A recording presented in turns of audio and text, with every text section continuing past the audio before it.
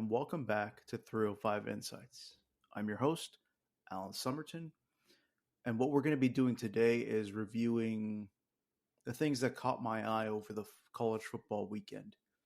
And it might be games, it might be players, just things that'll drive certain discussions moving forward in the playoff picture and or just incredible results. Like I said, whether it's individuals or teams, just want to point them out and talk about them a little. So I'm going to start with the smaller stories first and then go on to the bigger ones.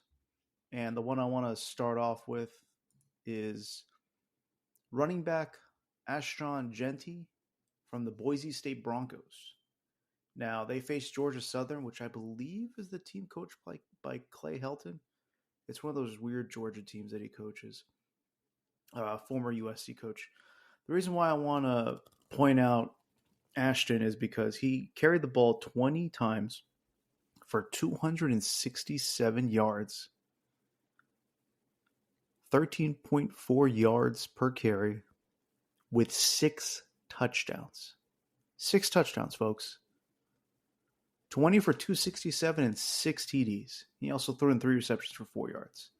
So just want to give a shout out to that kid. Incredible performance. They needed all of it because for some reason they couldn't stop Georgia Southern in the second half. They put up 29 points, almost 30. And they won the game 56-45. So again, Boise State kind of has, I don't want to say high expectations, but they have a certain standard they want to reach. And yeah, I mean, having a kid who can pull that off is going to do wonders. I mean, for the team, they had Sire Gaines, forgive me if I mispronounce that, 12 carries, 110 yards for 1 touchdown. So, and then they had, I think, 3 carries for -6 yards, might have been sacks and whatnot. But overall, they had 377 yards. That's insane. 7 touchdowns on the ground. So shout out to the Boise State Broncos and the running game that they're producing this year, at least for game 1. The next thing that stood out for me was Teodoro McMillans. Might have mispronounced his first name, but T-Mac. If you remember, he was one of the guys that I said was going to be one of the bright spots for Arizona in my Big 12 preview. He's going to be one of the more important players in the country. Junior, 6'5", 212 pounds, arguably the best wide receiver in the country. And he showed it. Again, it's against New Mexico, the Lobos. But 10 receptions for 304 yards and 4 touchdowns. That's a 30.4 yards per reception. So, yeah, I mean, Noah Fifta, he completed 19 of 31 for 4 touchdowns, 422 yards. So 10 of those 19 completions went to T-Mac. And just, again, great performance. We said one of the questions of Arizona was how is their offense going to perform? You feel good with this moving forward. You want to execute against these teams that you're supposed to execute against. So dropping a 61 burger on New Mexico is a good way to start. So you also threw in 205 rushing yards. Your top 2 running backs had 196 and 4 touchdowns. Quali Conley had 10 for 90 with 3 touchdowns. Ja'Cory Krosky-Merritt had 13 for 106 and a touchdown. And they both averaged over 8 yards a carry, 8.2 and 9.0. So again, it's looking up for the Arizona Wildcats. They have arguably the best wide receiver QB combo in the country, and you just like to see the momentum keep on going with their offense, that they can, even with the new head coach, that they can be able to pull this off. So, yeah, good job by the Arizona Wildcats. They need that depth in the Big 12 standing, so I believe only 2 people lost in the Big 12. It was Houston and West Virginia. For some reason, Houston laid an egg on UNLV. But and then West Virginia lost to Penn State. So moving on to the bigger stories, I guess we're going to dive into the Georgia Clemson game. Now, I know I've been hyping up the downfall of Dabo Swinney and whatnot. I will preface this discussion with the fact that Georgia is going to do this to a lot of teams. I said in my previews, they're one of the most, if not the most talented roster in the nation, despite the talent they lost to the NFL and the transfer portal. And it's going to be a tough sledding for anybody to be competitive with Georgia. They have, the standard SEC schedule that is littered with challenging games. They're at Alabama, they're at Texas, they're at Ole Miss this year, and they face Tennessee at home. But other than that, you got Tennessee Tech, Kentucky, Auburn, Mississippi State, Florida, Massachusetts, and Georgia Tech. You should handle all those. The challenging ones are, like I said, Alabama, Texas, Ole Miss, and Tennessee. You got 4 challenging games. You thought, Clemson, I believe when the game was starting, it was an 11.5 point spread. It was up to 13.5 at one point, but I think it fell to 11.5.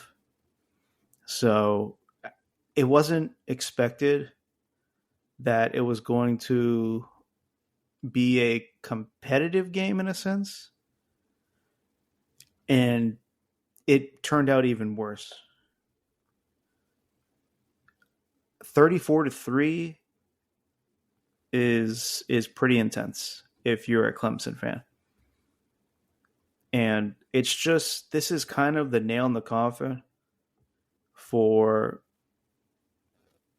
Clemson being one of those elite schools. Clemson's still going to be a good school in the ACC. They're going to have 8 to 10 wins a year.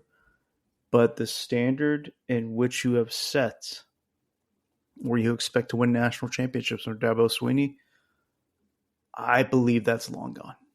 Until he adapts to the new age of the transfer portal, NIL, all that stuff, there is going to be a thick glass ceiling on what Clemson can do on the national stage.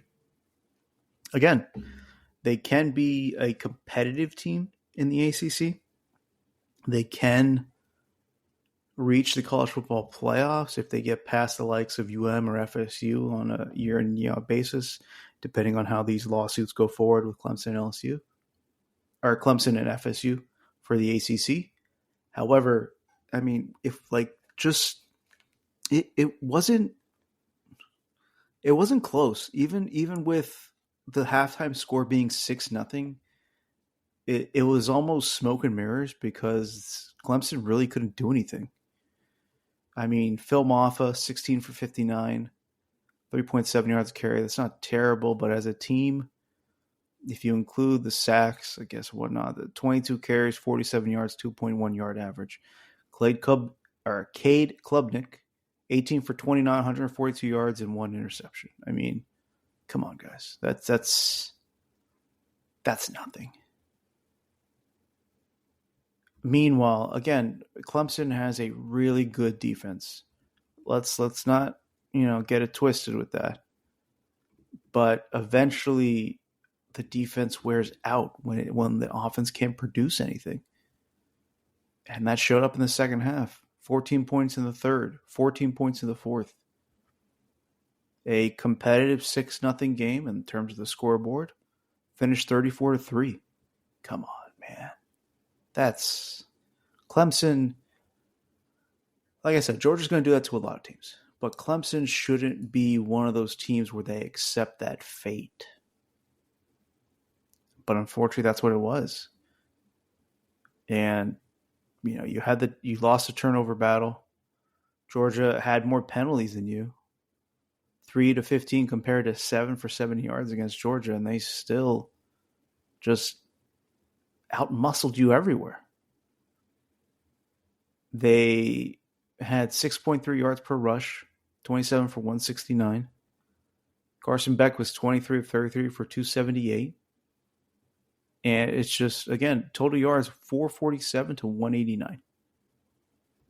So, I mean, just overall rough game for Clemson. And I'm really not going to go that hard into Dabo Swinney. I know I really hyped it up, but to me, this is the game you judge him on for not going in the transfer portal. Clemson is out recruited by Georgia on the high school level by a significant margin. Clemson is out recruited in the transfer portal by a significant margin against Georgia and against everybody else, because outside the service academies, there's no other team, I think, that's taken 0 transfers. And for obvious reasons, Army, Air Force, Navy aren't going to take transfers. So where does Clemson go from here? That's the major discussion. Where does Dabo Swinney go from here? Are you satisfied being an 8 to 10 win team and just going from there?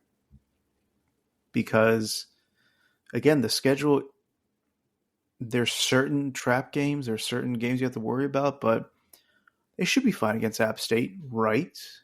That's their next game. You play NC State. Can they finally get over the hump against Clemson? Stanford, that should be a win. At Florida State, that should be a tough game. Wake Forest, should be an okay game for them to really flex their muscles. Virginia, they should have that game. Louisville's going to be tough. Virginia Tech might be tough. But again, their week 1 against Vanderbilt was really, really bad. Pitt, the Citadel, South Carolina. Again, you're not running into UM this year. You're not running into North Carolina, even though NC State's definitely a better team than North Carolina. But you're just not getting a lot of there isn't a tough stretch on the schedule. So, yeah, you can have a successful season once again. It's possible. But is that enough? When will the Clemson faithful start getting, and they have shown signs of getting annoyed, the rumblings of just the lack of, the stubbornness, not lack of, just the stubbornness that Dabo has. Like, you're seeing the fact that, back in the day you had all these picks with, obviously you had Deshaun Watson and you had Trevor Lawrence, but you also had, Shaq Lawson, you had Christian Wilkins, you had a lot of these guys, you had, was it Mike Williams from Clemson? And, you had Sammy Watkins. You had a lot of these like explosive players that, would make the difference on the team. And you're just not seeing any of those guys drafted in the NFL in the first round or anything, even the second. You got some defensive studs here and there, but nothing in on the offensive side of the ball. And the problem is when you're solely focused on high school recruiting, you have to hit on every single one. And ladies and gentlemen, that's just not possible. You need to supplement your roster with veterans, with the transfer portal, and find pieces that fit. Like, we just talk about Georgia. Georgia loses a lot of people to the NFL and in the transfer portal. What did they need coming in this year? They need a big XY receiver. Who'd they get? Colby Young, 6'3", 215 pounds, out of UM. Is he going to have a huge year? Maybe not. But again, that's just the rich getting richer. He only had 2 catches for 15 yards, but he had a touchdown. He produced almost 900 yards or over 900 yards at UM with 10 touchdowns over a 2-year period. It's a nice veteran leadership that they're able to get from them. They got the younger Etienne. He didn't play, obviously, because he's suspended for a game for the DUI stuff. But it's just, you got him from Florida. Okay, now you supplement your backfield because, you have Nate Frazier who carried the load. He's a freshman. He performed well, 11 for 83, 7.5 yards a carry and 1 touchdown. Great job by him stepping up when they needed him to. And again, it's the supplemental nature of what they're doing here. That's what it is. So can they do that? Can Clemson do that? Does Dad will even want to do that. That's the thing. So, I mean, if he's willing to do it, then they can make some changes. But, eventually you're not going to have that ability to recruit when you can go to the likes of. Okay, well, let me rephrase this because, again, when you recruit young guys, you're more recruiting their families, their mothers, their fathers, and whatnot. So Dabo is still a good recruiter. Don't get me wrong about that. But again, the ceiling becomes lower and lower for the type of kids who do want to go there, especially on the offensive side of the ball. You can still get good defensive players, but that's not the concern with Clemson. The concern is the offensive or lack thereof explosiveness. And if you're an offensive player, if you're a top tier quarterback, you've seen what's happened with them over the years with DJ Ungule and Cade Klubnik. You can't live off of Trevor Lawrence and Deshaun Watson anymore. You've had 2 cycles where you've had these recruits who aren't panning out, and you don't have that vote of confidence in the sense of how you're performing on the field. So again, big picture here. Obviously, Georgia was expected to win. This was a dominant performance. Shut them out in the first half. Shut them out in the fourth quarter. Only allowed 3 points in the third. So where does Clemson go from here? And does Georgia keep the train moving? I believe that's their 40th win in a row in the regular season because you don't technically count. If you don't count the SEC championship games or the college football playoffs and whatnot, they won 40 games in a row, which is, I believe, one more than that run that they had way back when. I think it's 5 behind one of these Nebraska runs that they had. So just keep an eye on that historic run that Georgia's going on the regular season. The next game we're going to look at is the Notre Dame-Texas A&M game. Another really tight game, 6-6 at halftime. And then the second half is where the Fighting Irish really established themselves. I really thought that A&M would be more competitive in this game, in the sense of their offense. I mean, I expected good things from their defense, and they did pretty well. Not like amazing, but they did hold Riley Leonard to 18 of 30 for 158 yards. So that's not exactly what you expect, and one of their leading wide receivers, Bo Collins, 5 for 62, who, by the way, was at Clemson for 3 years previously. And this is the type of talent that decides to leave Clemson because maybe they think they have a better shot at Notre Dame because they can be more productive. He had 500 yards last year. He had 11 touchdowns over a 3-year period. So, again, you lose that type of talent. You probably could have used him against Georgia. Just saying. However, the running game looked really solid. That's where Riley Leonard kind of supplemented his lack of passing yardage, filling the stat sheet with that. You've got Jeremiah Love going for 1491 and a touchdown. Riley Leonard, 12 for 63. Jadarian Price, 8 for 44 with a touchdown. So as a team, Notre Dame ran for almost 200 yards, 34 for 198, 5.8 yards a carry, 2 touchdowns. Really impressive. They've got a few young pieces on the offensive line right now. And the fact that you went into Kyle Field and did what you did, College Station is a tough place to play. And especially with the game being so close for so long of the game, it was really impressive to see how Marcus Freeman had his team prepared. And there was a lot of hype coming into this year for Notre Dame's defense on the back end. And they had a pretty good game. They picked off Connor Wegman twice. He was only 12 of 30 for 100 yards. That's just like Georgia Tech triple option territory of how bad that is. 3.3 yards per reception, basically. The running game was a little better. Le'Veon Moss, 20 for 70. You have E.J. Smith, 4 for 24. Amari Daniels, 5 for 20. I believe Reuben Owens is out for the year. He was the number one running back recruit a few years ago. So 38 for 146 for 3.8 yards and 1 touchdown. Again, the yards per carry aren't exactly where you want it, but again, it's good to see A&M kind of leaning into the rushing game and hoping it open up the passing game. But if this is how Connor Wegman's going to play, it's going to be a lot longer season, I thought, for Texas A&M. And it could be just the fact that they were facing Notre Dame, but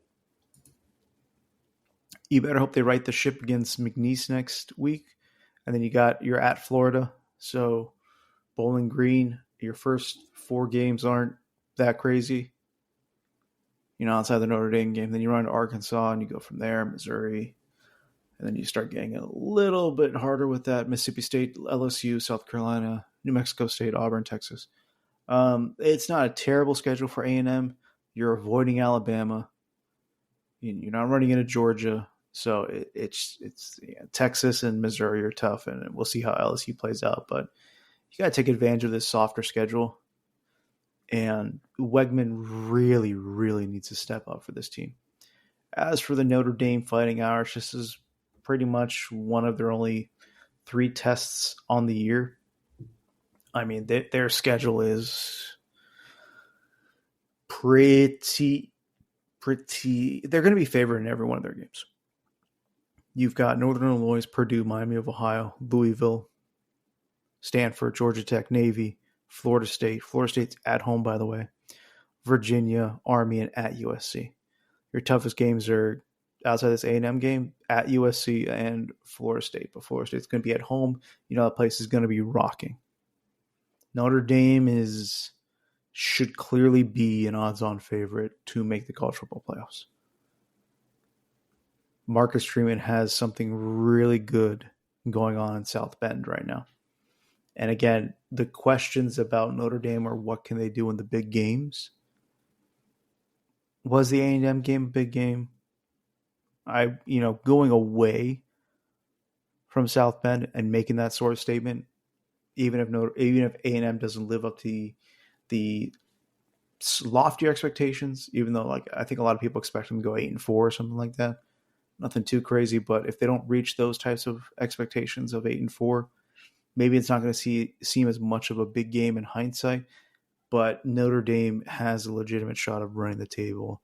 And even though they can't finish in the top 4 because they're an independent, they'll easily be the 5th seed in the college football playoffs. So it should be a good year for the Fighting Irish.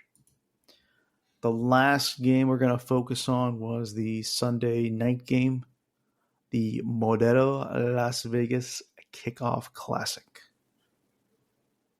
USC Trojans versus the LSU Tigers, and Lincoln Riley walks away with the victory over Brian Kelly. Brian Kelly is 0-3 and opening games in his tenure at LSU. You had the 2 back-to-back neutral site games against Florida State, and then you had this neutral site game against USC. And first, let's give credit where credit's due. We talked about it in our preview for the Big Ten about USC being a sleeper team this year because of what could happen with Miller Moss. Again, it bears worth repeating that there were a few sources around the program that said that Lincoln Riley made some alterations to the offensive play calling because he wanted to protect Caleb Williams. He knew he was going to be the number 1 pick. The offensive line was shot after a certain period of time in the season, and they just wanted to make sure he made it through the season okay, because Lincoln Riley knew he had a future ahead of him as a number 1 pick. Now, offensive line is obviously healthy coming into the season. They reinforced it, with recruiting, transfer portal, et cetera, or just development in general. And now you've got Miller Moss under this system. He's been in the program for quite some time now, waited his turn, and it looks like it's going to pay off. He had that incredible bowl game, and he picked LSU apart. 27 of 36, 378 yards, only 1 touchdown, but again, timely throws, effective throws. What was also impressive was Woody Marks, the transfer. I believe he's from Mississippi State. Let's look into that real quick. Yes, Mississippi State. 4 years at Mississippi State. Now he's a redshirt senior at this point, taking care of that extra year for COVID. 16 for 68, 4.3 yards a carry, 2 touchdowns. He had that nice little run at the end of the game when everybody thought he was just, they were really just trying to line the ball up so it could be a chip shot for the field goal kicker, who missed, unfortunately, a 29-yard field goal earlier in the game. So that kind of sucked for Michael Lance.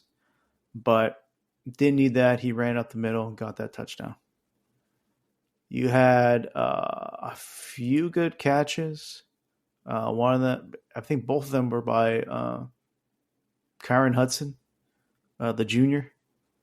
And he's looking to have a pretty solid year if those are the types of catches he's going to make. He finished with 5 for 83. Zachariah Branch had 4 for 56 and 1 kickoff return for 46 yards and a punt return that didn't really do much with there. So he's kind of held in check a little, but again, if you count the kickoff return, he had over 100 yards of offense, 102 yards. So what was pretty impressive, though, was how they were able to make timely stops on LSU. The defense, almost like I don't want to say bend, don't break, but when you look at the stats that LSU put up, 304 passing yards, 117 rushing yards. I mean, that's 421 total yards. It's not the greatest, but again, it's what you want. So it's a good start for the team, and it's exactly what you were hoping for when you signed. Well, not when you signed, but when you got rid of Alex Grinich and you brought in Deanton Lynn, and you knew he was a defensive coordinator at UCLA the year before. He was the safeties coach at the Baltimore Ravens. So you were expecting a lot from this guy. And just, again, replacing Alex Grinich and just having that ability to put the players in a position to succeed. Like, under Alex, it wasn't happening. The scheme wasn't that great. So you could say bend, don't break, but at the end of the day, they only allowed 20 points to a really good LSU offense. And that being said, we'll go over the LSU. Garrett Nussmeier been patiently waiting behind Jaden Daniels for a few years. He almost beat Jaden Daniels out before Jaden Daniels became a little more efficient in practice and went on and kind of won the coin flip for the starting job and took it from there. But 29 of 38, 304 yards, 2 touchdowns. He threw 1 interception, but that was at the very end of the game, just trying to make something happen. So I know it still counts, but he was basically, 29 of 37 for 2 touchdowns. John Emery had 10 for 61, but a lot of that came out of that 39-yard run. Josh Williams, 9 of 33. Caleb Jackson, 6 of 18. Xavier Thomas, 1 of 5. So 26 for 117, 4.5 yards a carry. And, Mason Taylor had a good stat line as a tight end, 7 for 62. Karen Lacey, 7 for 94 with a touchdown. Aaron Anderson, 5 for 64 with a touchdown. But the big story here is the defense.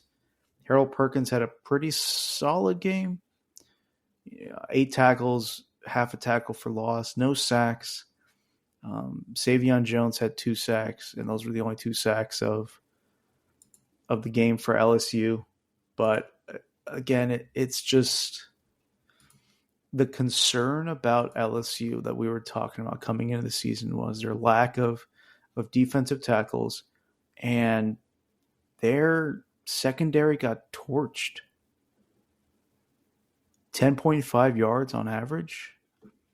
I mean, this is one of the schools that has the argument of being DBU, and they couldn't stop Miller Moss. And again, you can credit that to the likes of Lincoln Riley and the development that he makes with his schemes, as well as putting his players in optimal positions.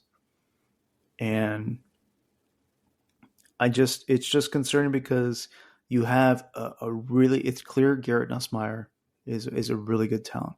You have two guys on the offensive line who can basically make uh, NFL rosters in the first round, or they'll be drafted in the first round of the draft.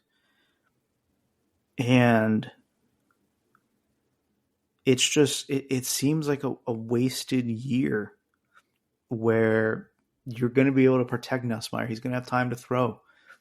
You should have a solid running game, and the defense is not going to be there.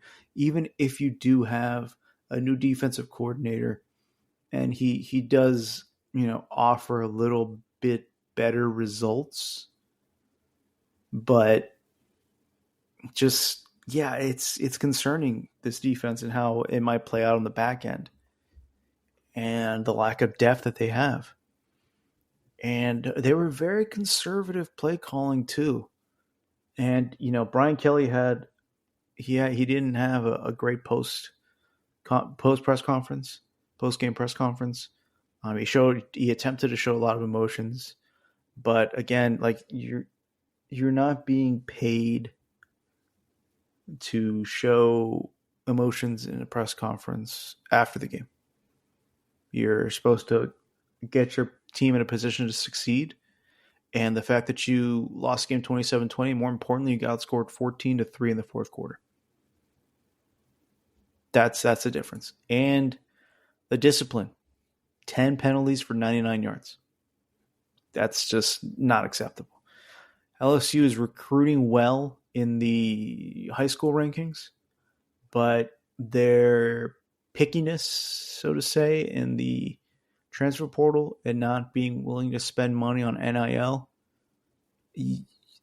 there's a reason why LSU was ranked 13, because again, their schedule is reasonable. For your SEC schedule, you run into South Carolina, Ole Miss, Arkansas, Texas A&M, Alabama, Florida, and Vanderbilt in Oklahoma. It's not terrible. I mean, outside of this USC game, you're going to beat Nichols. You should beat South Carolina with the way that they looked. So you should be 2-1 going in the UCLA game. I don't really have a lot of confidence in UCLA. So you should have that UCLA game. And then you face South Alabama. So going into the Ole Miss game in early October, you should have obviously lost USC. Then you should 4. Should be 4-1 going in the Ole Miss game. If you lose to Ole Miss, that's fine. 4-2. Then you got Arkansas, 5-2. A&M, that's a toss-up. Alabama, you're probably going to get beat. But you should beat Florida and Vanderbilt. So that puts you at 7 wins, if I'm not mistaken.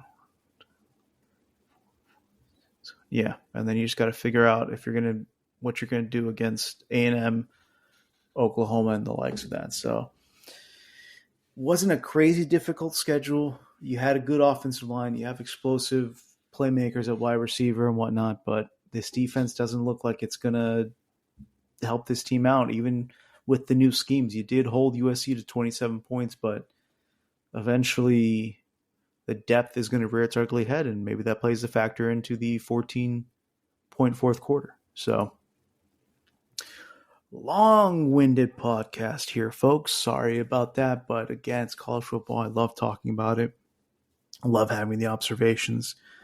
And then, once the FSU game's over tonight, we'll have our reaction about that. Hopefully it's a good one. Hopefully they right the ship and we'll take it from there. But thanks for listening, guys. You know the deal. Spotify, Apple Podcast, YouTube, like, subscribe, follow, do all that good stuff. Thanks for stopping by, and we'll see you next time here on 305 Insights. Have a good one, folks.